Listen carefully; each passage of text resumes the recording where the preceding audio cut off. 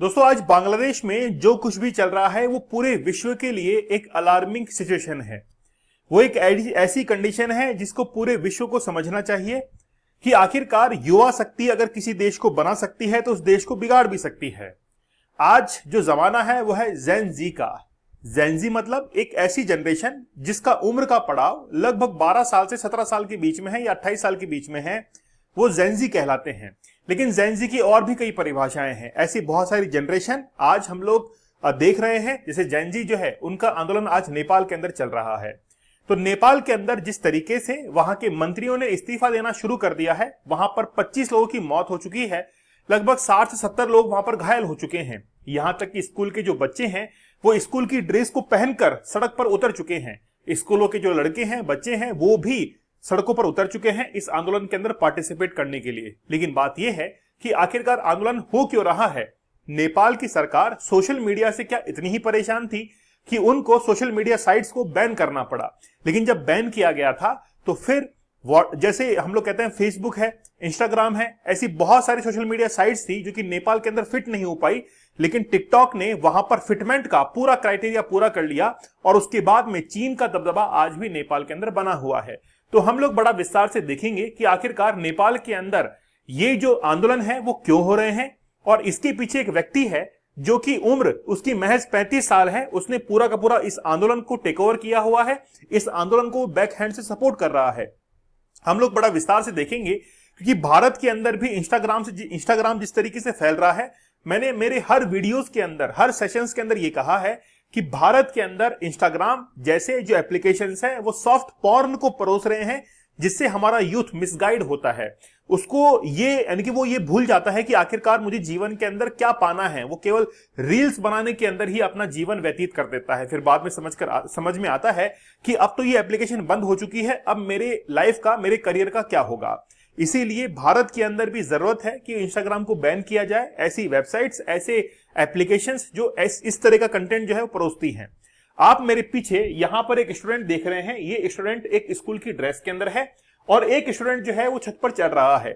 ये पार्लियामेंट की दीवार है जिस पर चढ़ा जा रहा है। और ये जो लड़की यहां पर आप लोग देख रहे हैं, ये स्कूल से वहां पर जो है वो भाग कर आई है। पहचान में मुश्किल आ रहा है कि ये लड़का है कि लड़की है। चलिए, तो स्कूल की ड्रेस पहनकर भी देख सकते हैं आप लोग, लाखों की संख्या के अंदर बहुत सारे स्टूडेंट आज नेपाल की सड़कों पर हैं। लेकिन कारण जानने के लिए आज हर कोई जो है वो बेताब है कि आखिरकार नेपाल के अंदर ऐसा क्या हो रहा है, कल को हमारे देश में से ऐसा ना हो जाए।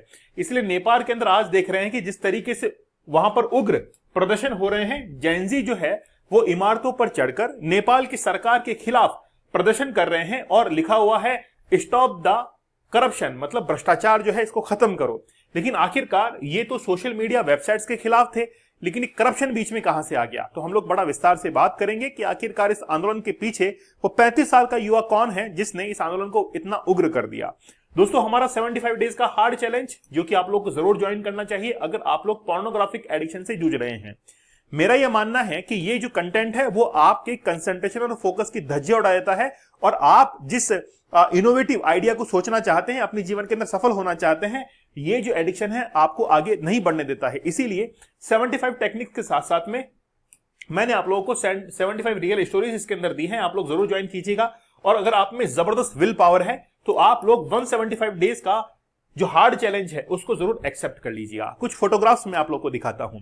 आज नेपाल के अंदर नेपो किड्स, जैसे हम लोग देखते हैं कि सुशांत सिंह राजपूत की जिस समय उन्होंने सुसाइड किया था या फिर जो भी कुछ हुआ था, उसके बाद में नेपोटिज्म जो है उसके खिलाफ भारत के अंदर बहुत सारी आवाज उठने लग गई थी कि जो बॉलीवुड के अंदर और कई सारे एक्टर्स काम कर रहे हैं जिन्होंने अपने एक बहुत अच्छा औहदा बॉलीवुड के अंदर बनाया हुआ है, वो अपने बच्चों को बॉलीवुड के अंदर जगह देते हैं रेफरेंस से, और उससे जो नई पीढ़ी के हैं और नए युवा हैं उनको जगह नहीं मिल पाती। इसलिए नेपोटिज्म का धब्बा जो है वो आज हमारे बॉलीवुड के ऊपर भी लगा हुआ है। वैसा ही एक नेपोटिज्म का स्टाम्प जो कि नेपाल गवर्नमेंट के ऊपर लगा हुआ है, चाहे फिर वो केपी शर्मा ओली हो या शेर बहादुर देवबा हो, कोई भी हो, सबके ऊपर एक नेपो किड का एक ठप्पा जो है वो ठोक दिया गया है। और ये बताया जा रहा है कि किस तरीके से उनके बच्चे ऐशो आराम की जिंदगी जी रहे हैं।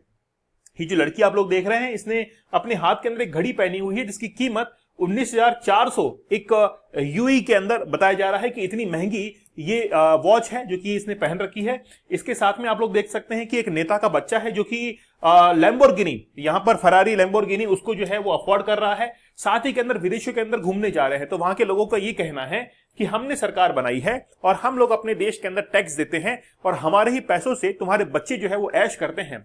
यहां पर आप लोग देख सकते हैं कि लिखा हुआ है रिटर्न इन कॉफिन्स, मतलब 1400 लगभग बॉडीज जो है वो माइग्रेंट वर्कर्स की वापस से नेपाल के अंदर आई है। मतलब नेपाल के जो लोग हैं, जो वर्कर्स हैं, जो कि विदेश में काम करने के लिए जाते हैं, उनकी वहां पर मौत हो जाती है और वापस से नेपाल के अंदर आए हैं।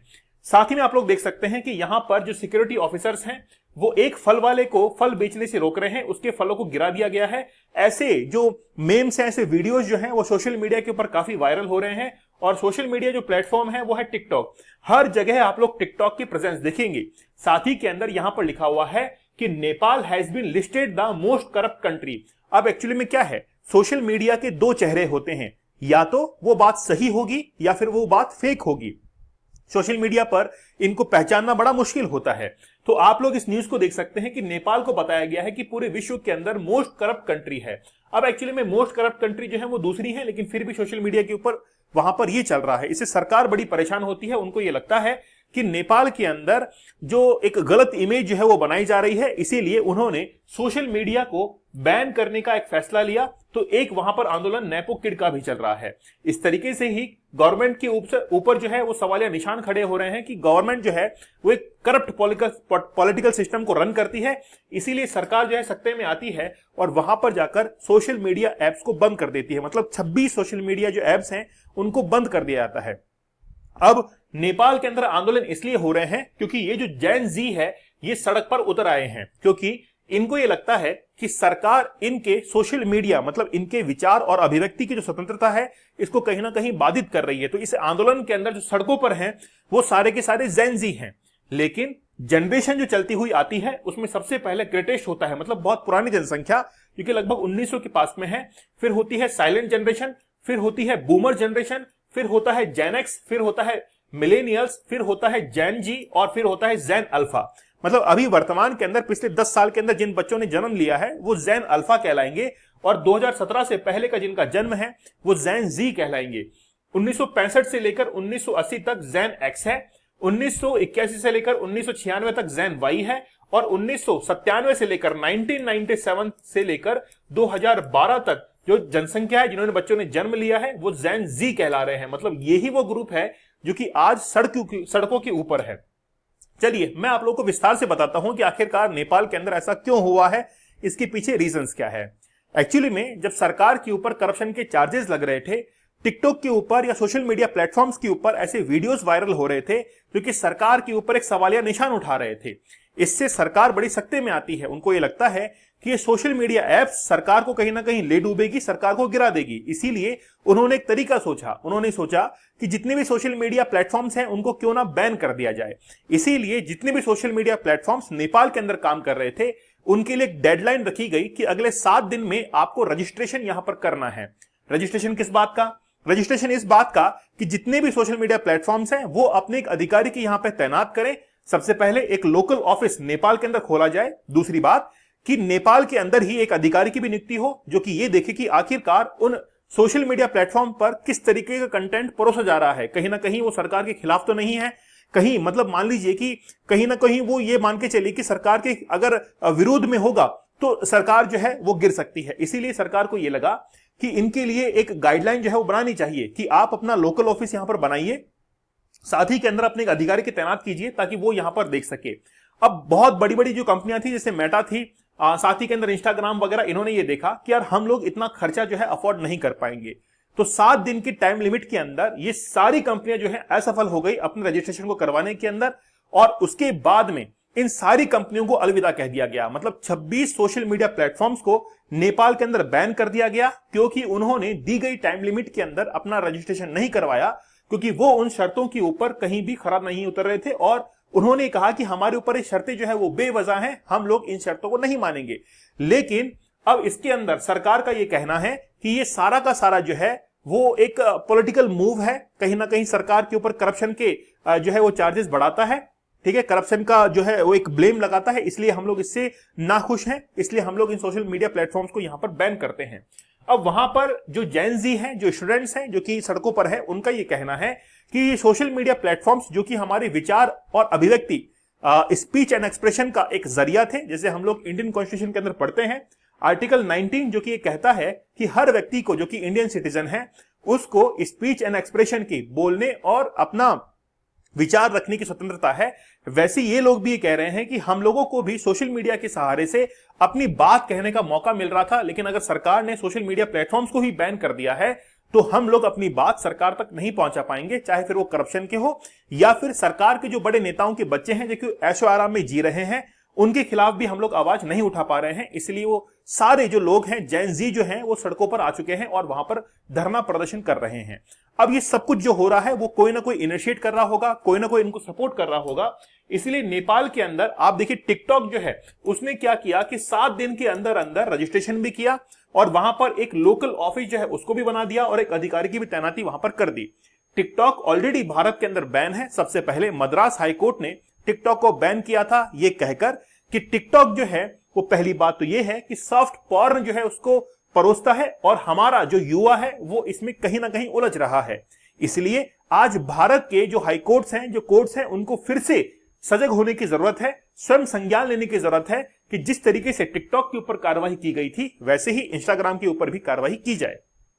चलिए, लेकिन बात यह है कि पूरा का पूरा आंदोलन, इसको सपोर्ट कौन कर रहा है? इस आंदोलन को सपोर्ट करने का श्रेय जाता है हामी नेपाल को। हामी नेपाल जो कि 2015 के अंदर बना हुआ एक एनजीओ है जिसने इस पूरे आंदोलन को सपोर्ट किया है। उनका यह कहना है कि नेपाल के अंदर हम किसी भी गवर्नमेंट की तरफ नहीं है, अगर नेपाल के अंदर करप्शन होगा तो हम लोग उसके खिलाफ आवाज उठाएंगे। इसीलिए जितने भी युवा हैं नेपाल के, उनको एकजुट करने का जो कहते कि बैनर जो है वो किसने दिया है? हामी नेपाल ने दिया है। इससे पहले भारत के छत्तीसगढ़ के अंदर एक नेपाली जो स्टूडेंट थी उसकी वहां पर हत्या हो गई थी। यह हत्या, सुसाइड उसको क्या कहा जाए, कि जैसी हत्या होती है तो हामी नेपाल वो जो एनजीओ है उसने ही सबसे पहले नेपाल के अंदर स्टूडेंट्स को इकट्ठा किया था और इस मामले के खिलाफ आवाज उठाई थी। तो ये हामी नेपाल जो है इसका नेतृत्व करने वाले ये व्यक्ति कौन है? तो ये जो व्यक्ति है वो 35 साल के हैं जिनका नाम है सुदान गुरुंग। तो सुदान गुरुंग जो कि हामी नेपाल को लीड करते हैं, उन्होंने ही ये जिम्मेदारी ली है कि हम लोग नेपाल के अंदर जो अभी आंदोलन चल रहा है उसको अगवा कर रहे हैं, उसको लीड कर रहे हैं। लेकिन उसके अंदर लगभग 25 स्टूडेंट्स की मौत हो चुकी है, 60 से 70 स्टूडेंट अभी घायल हैं। तो नेपाल के अंदर जिस तरीके से युवा सड़कों पर हैं, ये दूसरे देशों के लिए एक अलार्मिंग कंडीशन है कि दूसरे देशों को समझना चाहिए कि आखिरकार सोशल मीडिया जो एप्स हैं, किनको अपने देश में रहना चाहिए और किनको नहीं रहना चाहिए। जैसे चाइना का आप लोग एग्जांपल लीजिए, वहां पर यूट्यूब, वहां पर इंस्टाग्राम, वहां पर फेसबुक कुछ भी नहीं चलता है, क्योंकि चाइना अपने युवाओं को वही परोसता है जो कि वो चाहता है। जैसे आप अगर चाइना के अंदर जाएंगे तो वहां पर जो भी यानी कि वीडियोस वगैरह आते हैं वो हमेशा इनोवेटिव वीडियोस आते हैं। वहां पर कोई इन्वेंशन के वीडियोस दिखाए जाते हैं ताकि कोई भी बच्चा अगर उनको देखे तो धीरे धीरे सीख जाए। लेकिन यहां पर अगर हम लोग भारत का एग्जांपल लें तो भारत के अंदर आप देखेंगे कि इंस्टाग्राम, फेसबुक पर ऐसी रील्स वायरल हैं जिनको देखकर युवा जो है उनको ये लगता है कि वेस्टर्न कल्चर को अगर हमने अपना लिया है तो हम लोग जीवन के अंदर बहुत आगे हैं। इसके अंदर अपने माता पिता का सम्मान करना बहुत पीछे रह जाता है, लेकिन अपनी जरूरतों को पूरा करना बहुत आगे आ जाता है। इसलिए भारत के अंदर भी आज ये जरूरत है कि कहीं ना कहीं एक बड़ा स्टेप लिया जाए और सोशल मीडिया प्लेटफॉर्म्स जो कि भारत के अंदर गंदगी फैला रहे हैं उनको बंद किया जाए। तो एक अलार्मिंग कंडीशन जो है वो पूरे विश्व के लिए बनी हुई है और भारत को कहीं ना कहीं इसके ऊपर एक स्टेप लेने की जरूरत है। दोस्तों, आप लोग हमारे डीप वर्क इस कोर्स के साथ में जरूर जुड़िएगा। जबरदस्त ये कोर्स है, काफी कम प्राइस में आप लोग को 30 टेक्निक्स बताई गई हैं कि आप लोग डीप वर्क करके कैसे अपने जीवन के अंदर सफल हो सकते हैं। अगर आप लोग 75 डेज का हार्ड चैलेंज एक्सेप्ट करेंगे तो जबरदस्त होगा, आपकी विल पावर इंक्रीज होगी, आप लोग इस एडिक्शन या कोई भी आपके अंदर एडिक्शन है उससे बाहर निकल जाएंगे। अगर वाकई में आप में विल पावर है तो आप लोग 175 डेज का हार्ड चैलेंज जरूर ज्वाइन कर लीजिएगा, जो कि आपको हर तरीके के एडिक्शन से बाहर निकालेगा। आप लोग टेलीग्राम चैनल दीपक इंद्रा ऑफिशियल से जरूर जुड़ जाइएगा। तो मिलते हैं आप लोगों से अगले सेशन के अंदर, तब तक धन्यवाद, थैंक यू, जय हिंद।